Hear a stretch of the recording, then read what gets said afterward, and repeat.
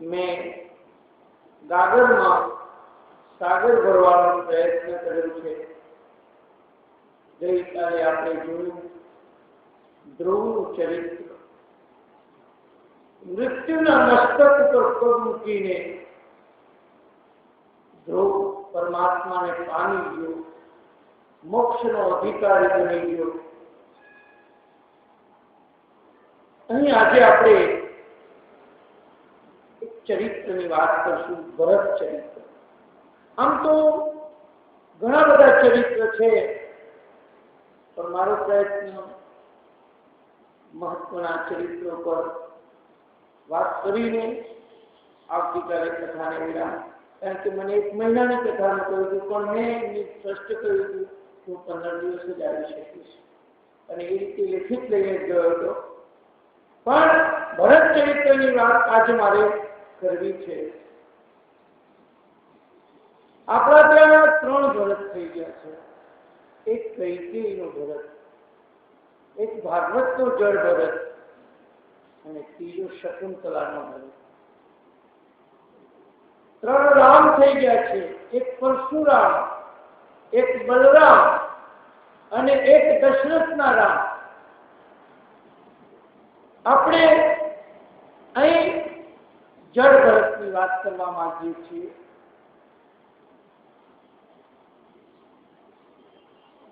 ઋષભદેવના પુત્ર ભરતજી ગાદી બેઠા છે. જૈનોમાં ઋષભદેવની કથા આવે છે.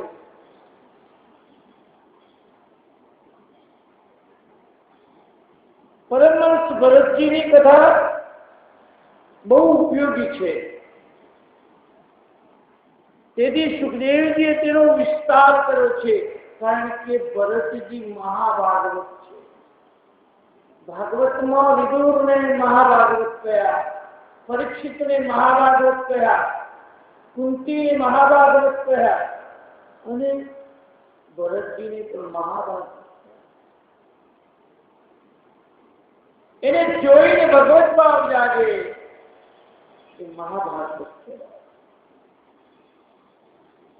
એના સંગથી, ભરતજીના સંગથી સર્વને ભગવત ભાવ જાગતો હતો, ભક્તિનો રંગ લાગતો હતો. ભરતજીએ વ્યવહારની મર્યાદા કોઈ દિવસ છોડી નથી. ભરતજી મહાવૈષ્ણવ હતા, તો પણ યજ્ઞ કરતા હતા. અગ્નિ ઠાકોરજીનું મુખ છે. એક એક દેવને ઈષ્ટદેવનું સ્વરૂપ ગણી ઇતર દેવોમાં કૃષ્ણનો અંશ માની પૂજા કરતા. ભરતજી અનેક યજ્ઞો કરી તેનો પુણ્ય ભગવાન કૃષ્ણને અર્પણ કર્યું. આપણે પુણ્ય કરીએ એ આપણા ખાતે ચડાવીએ છીએ, ભગવાનને અર્પણ કરતા નથી. આપણે તેરા તુજકો અર્પણ ક્યાં લાગે મેરા. કર્મનું ફળ જો પરમાત્માને આપીશું તો બહુ આનંદ થશે. આપણે લઈ લઈશું ફળ તો એનો આનંદ નહીં આવે, કરાવનારો કોઈ બીજો. આપણે બધા નિમિત્ત છીએ. કર્મનું ફળ પરમાત્માને અર્પણ કરીએ તો અભિમાન ન રહે. હું એમ કહું કથા મેં નથી વાંચી, પરમાત્માએ વાંચાવી છે, એવો સતત પ્રયત્નથી બોલું ને તો એનો અહંકાર આવવાનો સંભવ ના રહે. ઈશ્વરની સાથે ખૂબ પ્રેમ કરવાનું છે, તો જ કરેલા કર્મનું પુણ્ય પરમાત્માને અર્પણ કરી શકાશે.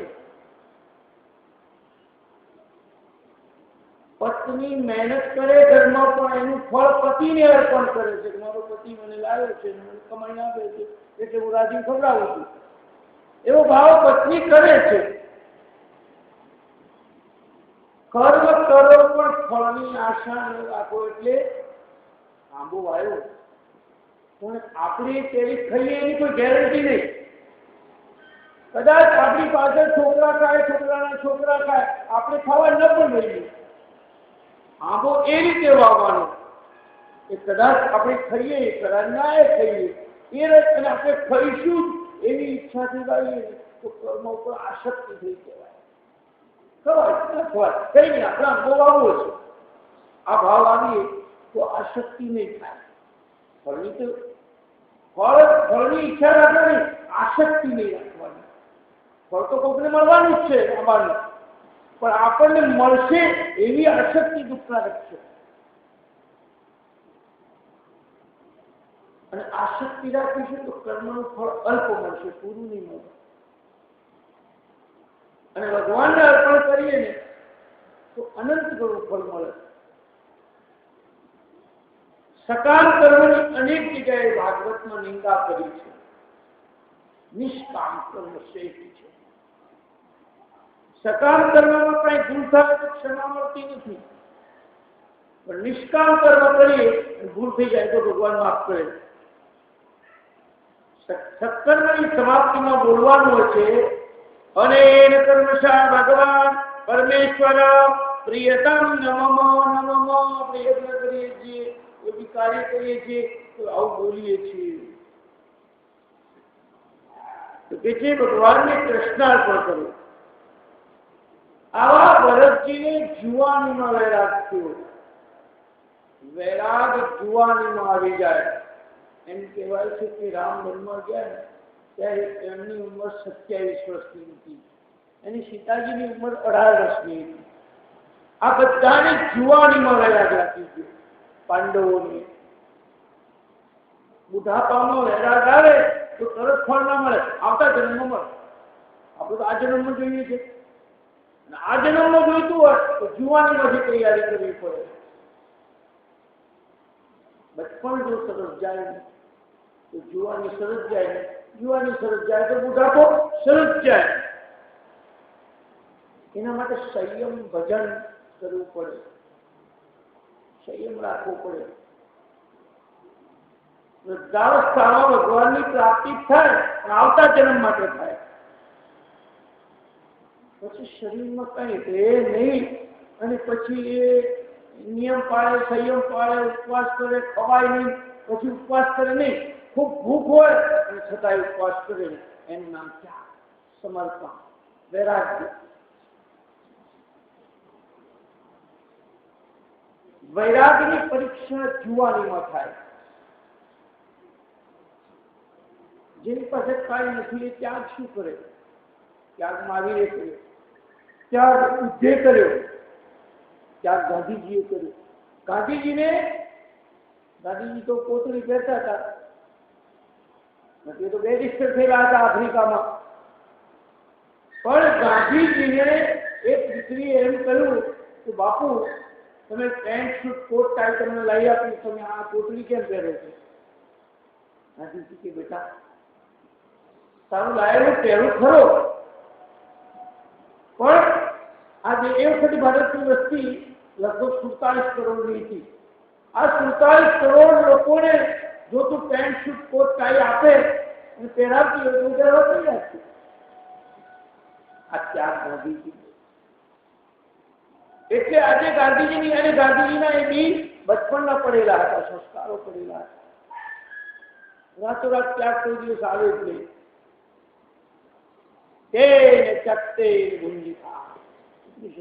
સૂત્ર છે, ત્યાગીને ભોગવી જાણો. આ તો બાવાજી ગાય આવી, કોઈ એક સાધુને એમ કહ્યું મહાત્માજી ગાય આવી, અરે ભાઈ ઘી દૂધ ખાएंगे. એ ગાય જતી રહી, वही गई, इसलिए गोबर करती चली गई, इसको गोबर उठाना नहीं पड़ेगा, छान नहीं उबालना पड़े, आ भाव मरी जाएगा. क्या कहेवाय? આપણે ત્યાગ કરી શકતા નથી. તો કે છે જુવાનીમાં સંપત્તિ છે, સુખ છે, છતાંય વિષયમાંથી મન જતું નથી, તે વૈરાગ છે. ભરતજીને ઘરમાં ગમ્યું નહીં. એક એવી કક્ષા ઘણાને ભક્તિમાર્ગના માણસો હોય એવા પૂર્વજન્મના સંસ્કાર લઈને ઘરમાં ચેન પડે નહીં. કારણ કે ઘર કહેવા આવે, કારણ કે વાસનાઓ છે ઘરમાં, 7 વાસનાઓ રહેલી છે ઘરમાં, અને વાસનાઓનો ત્યાગ કરવો બહુ અઘરો છે. રાજ વૈભવ, સુખ, સંપત્તિ, સ્ત્રી, પુત્ર, પરિવાર, ધંધો, રોજગાર, આ બધી હાથ ગાંઠો છે ઘરની. ઘરને અરણ્યકાંડ માનીને આપણે જીવવાનું છે, ઘરને જંગલ માનીને આપણે જીવવાનું છે, અને જંગલને ઘર માનીને જીવવાનું છે. ઘર છે છતાંય જંગલ છે. આ મુસાફરખાનું છે. તમે હું બધા આ એક મુસાફરખાનામાં આવ્યા છીએ. ઓનું ખાલી કરીને જતું રહેવાનું, તો બીજો આવી પાછો રહેશે. એટલે જુવાની સાચવી લેવાની છે. આપણે જન્મ્યા એ પહેલા કોઈ આપણું હગું વાળું હતું? કોઈ જન્મ્યા એ પહેલા કોઈ આપણું સગું નહોતું. એક ભગવાન અને આપણી માં, બે જ આપણા સગા હતા. પછી બહાર આવ્યા ત્યારે આપણા બધા સગા થયા. આ બેન, ભાઈ, કાકા, કુટુંબ. અને મરણ પછી પણ કોઈ હગા રહેવાના નથી. વચ્ચે જ આ બધી તોફાન છે. એક કવિ લખે છે, બેફામ તો એ કેટલું થાકી જવું પડ્યું, કારણ કે જીવનનો માર્ગ ઘરથી કબર સુધી. આપણે ઘરથી કબર સુધી જવાના, સ્મશાન સુધી જવાના, આટલી આપણને ખબર. વચમાં કેટલા ગોટાળા આપણે કર્યા. આપણને એટલી ખબર છે કે આપણા ઘરથી આપણે સ્મશાન જવાના છીએ, બીજે ક્યાંય જવાના નથી. પણ એની વચમાં આપણે કેટલા બધા ઊંધામાં માર્યા, કેટલા બધા તોફાનો કર્યા, કેટલા બધા પાપ કર્યા. રસ્તો ટૂંકો છે, ઘરથી સ્મશાનનો રસ્તો હાવ ટૂંકો છે, પણ એની વચ્ચે જે ગડબડ કરીને એના જવાબ આપણે આપવાના છે. શરૂઆતમાં અને અંતમાં કોઈ સગું નથી. જન્મ પહેલા કોઈ સગું નથી, અને મરણ પછી કોઈ આપણું સગું નથી. ભાઈ, મરનારને તમે શી રૂઓ છો? નથી રોનારો રહેનાર. એતે હરિનો રસ પીજીએ, કઠણ ચોટ છે કારમી, મરણ મોટેરો માર. કંઈક આવ્યા ને કંઈક ચાલ્યા ગયા દુનિયામાંથી. બધાના હાથના મરે છે, નથી. ભરતજી વિચારે છે કે સંસારનું સુખ મેં અનેક વર્ષો ભોગ્યું, હવે વિવેકથી તેનો ત્યાગ કરવાનો. ગુસ્સાને વિવેકથી, એકદમ આવેશમાં આવીને પણ ઘર ત્યાગી ન દેવાય, આવેશમાં ઘરને પકડી પણ ન લેવાય. મને એક માણસ કહેતો હતો, ત્યાં બધા સાધુએ છોડ્યું શું? મેં કીધું, એ ખબરદાર, છોડ્યું શું નહીં, શું પકડ્યું એમ કે. અમે રામ નામ પકડ્યું. તમે શ્રેષ્ઠને પકડી લો એટલે ઓટોમેટિક એની વસ્તુ છૂટતી. સાધુ બેઠને નીંદે એને ઠીક છે, એ તો પથ્થર માતાને પેટ છે રે. સાધુ બેઠને નીંદે એને ઠીક છે. ભગવાન કપડા રાખવાનું કારણ કે આ અગ્નિ જેવો કલર છે, કે આખરે એક દિવસ અગ્નિમાં જવાનું છે, યાદ રહે એટલા માટે. વકીલને કાળા કોટ કેમ પહેરવાના? કારણ કે કાળા ધોવા કરવાનું, એટલે કાળા કોટ. સેવાધારીઓને, આ નર્સ હોય, બધા હોય, ડોક્ટરો હોય, કેટલાક સફેદ કપડા પહેરે કે એમાં ડાઘ દેખાઈ જાય.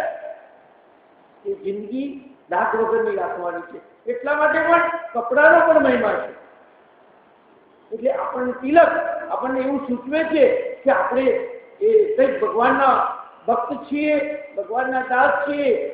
એના નામનો ચાંદલો પહેરો લગાડે છે, સ્ત્રી લગાડે પોતાના સૌભાગ્ય માટે. એવી રીતે પરમાત્માએ આપણને જે સૌભાગ્ય આપ્યું છે એના માટે તિલક છે. તમે જોજો, રામ સંપ્રદાયના જે માણસો છે, રામને માનનારા છે, એ આમ તિલક કરે. સ્વામિનારાયણ ભગવાનનો પણ તમે જો આમ ત્રિશૂળ જેવું તિલક છે. શા માટે? આધિ વ્યાધિ ઉપાધિને કાપવાની છે. રજોગુણ, તમોગુણ, સત્વગુણથી પર થઈ ત્રિગુણાતીત થવાનું, એટલે એ તિલક છે. તમે જોજો, જે લોકો શિવને માનનારા છે એનું તિલક હશે આડું, આમ ધનુષ જેવું.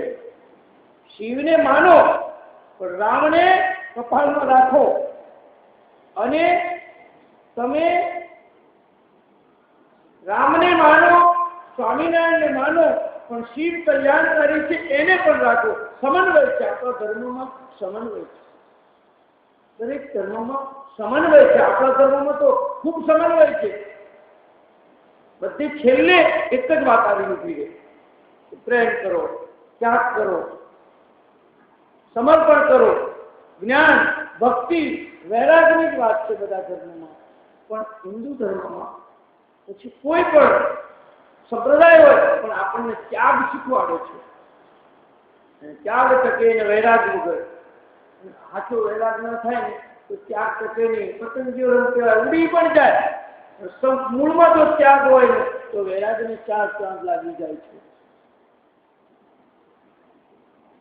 બુદ્ધિપૂર્વક વિષયનો ત્યાગ કરવાનો. જળ નિયમથી હઠયોગ નડી જાય. હઠયોગથી હઠયોગીનું બહુ પતન થાય. ઊંધા માથે અમારા એક મહાત્મા કે મારા ગુરુજી ઊંધા માથે લટકે છે 12 વર્ષ સુધી. ઊંધા માથે લટકીને શું મેળવ્યું?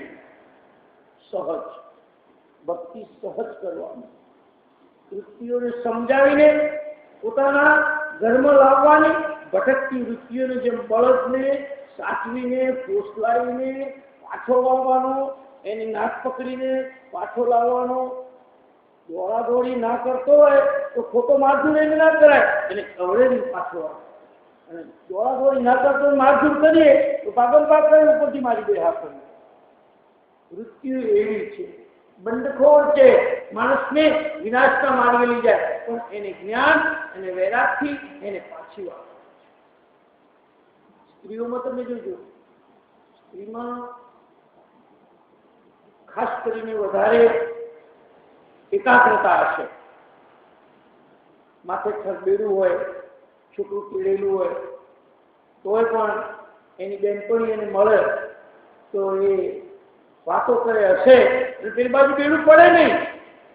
એટલે વખાણું પનિયારીના જેની સુરતા બેડેલા માય, હસતી નાન સ્વામી, હસતી ગાતી લેતી તાળીયું, એની સુરતા બેડેલા માય, એવા હેત રાખો તમે રામથી. એની અંદર સુરતા જતી રહે એક ધારી, એવી રામમાં સુરતા જતી રહે. જેમ નટ દોરડા ઉપર ચાલે છે છતાં એની સુરતા એ દોરડામાંથી પડી ના જાય એવી એની સુરતા છે. એમાં સંસારમાં ભગવાન ઉપર સુરતા રાખીએ તો એ ત્યાગ કરે. વિષય જબરદસ્તીથી માણસ છોડવા માંગે છે, પણ એને સમજાવટથી જોડે સહજ યોગ, સહજ સ્થિતિમાં આવી જાય. ગીતાનો બીજો અધ્યાય મધ્યમ માર્ગ બતાવે છે. એને એ સમજાવી આપણને શીખવાડે છે. બુદ્ધિપૂર્વક વિષયનો ત્યાગ કરો તો તે શાંતિ આવે છે. અગ્નિમાં ગમે એટલું ઘી નાખ્યા કરીએ તો કોઈ અગ્નિ ઓલવાતી નથી. એ ઘણા જન્મથી આ માણસ ભોગવતો આવ્યો જ છે, એટલે એને જગતમાં બધે ભોગ દેખાય. એક મનુષ્ય અવતાર મળ્યો છે કે એમાં ભોગો તો કૂતરાય ભોગવે, બિલાડાય ભોગવે, પણ માણસ છે એને કેવો સુંદર બનાવ્યો છે ભગવાને. એને ભગવાને બુદ્ધિ આપી છે, સમજણ આપી છે, અને એ પણ જો પશુ કરતા બહુ હલકટ જીવન જીવે તો એ જીવનનો શું અર્થ છે?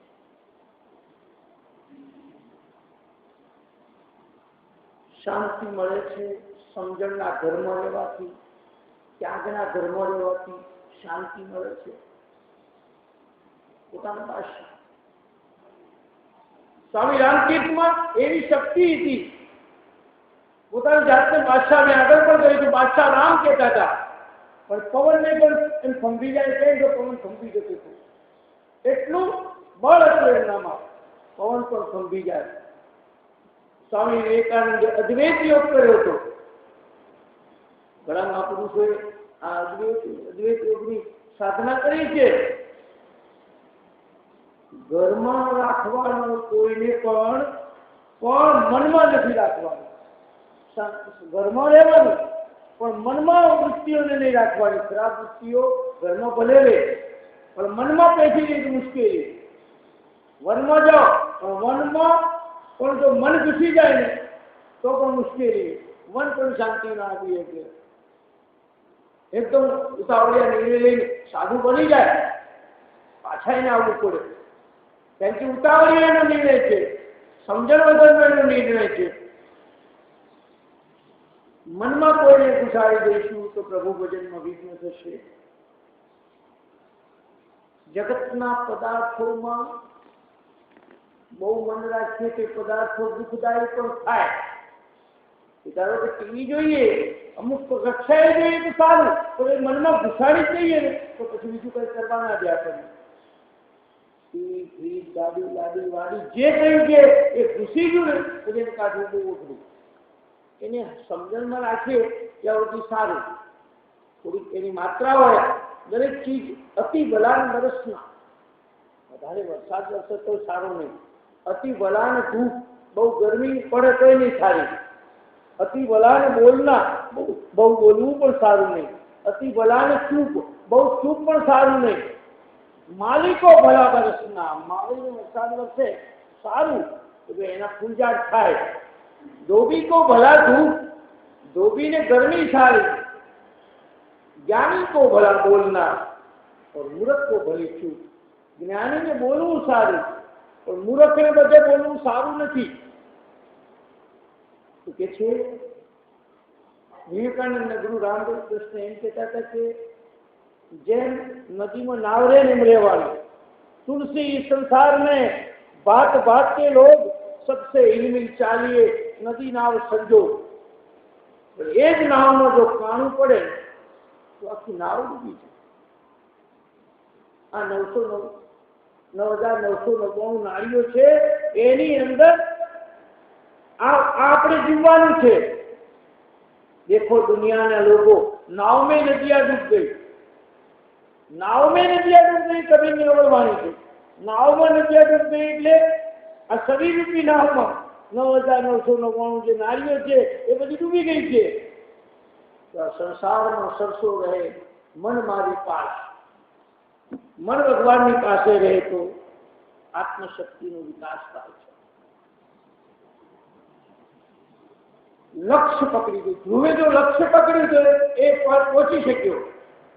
લક્ષ્ય વગર દોડાદોડી કરીએ તો પડી જવાય, હારી જવાય, થાકી જવાય, નિષ્ફળતા મળે. ધ્યેય છોડવું. પ્રતિકૂળ પરિસ્થિતિમાં પ્રહલાદે ઘરમાં ભજન કર્યું, ધ્રુવનમાં ગયો, પણ મનને લક્ષ્યને સમજી શકાતા એટલા માટે.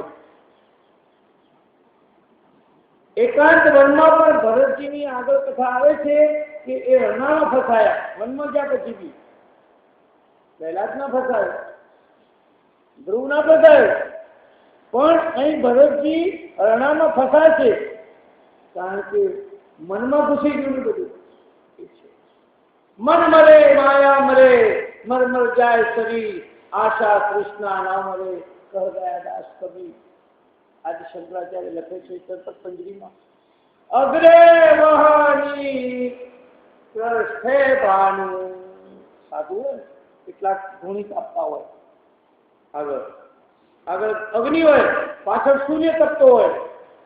રાત્રો ચીબુક સમર્પિત જાન, રાત્રે હાથનું ઓછું કોની કરીને ઝાડ નીચે સુઈ રહેતો હોય.